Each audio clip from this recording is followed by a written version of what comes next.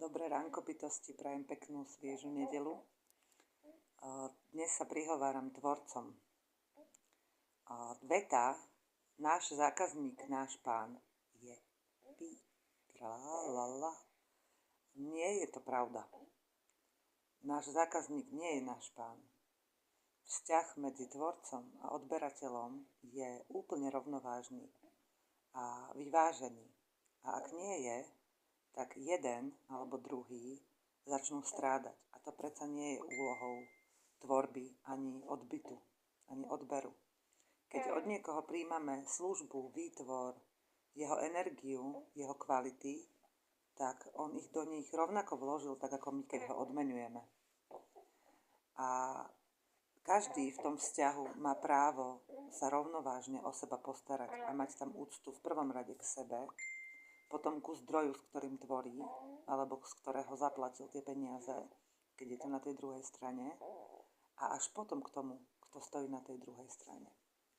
Takže vás pozývam, milí tvorcovia, tí, ktorí to ešte neviete, lebo mnohí to už vieme a riadíme sa tým a žijeme tak.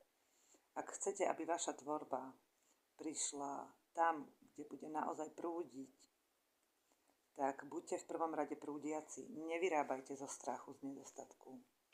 A ak aj vyrábate zo strachu z nedostatku, počítajte s tým, že sa vám to bude tým istým spôsobom vracať a že je dobré to postupne čistiť. Aj pre seba samých, aj pre tých, ktorým to tvoríte.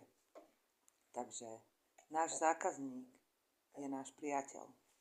A prestaňte mu hovoriť zákazník, hovorte mu odberateľ, alebo spolutvorca, alebo prijímateľ vašej tvorby.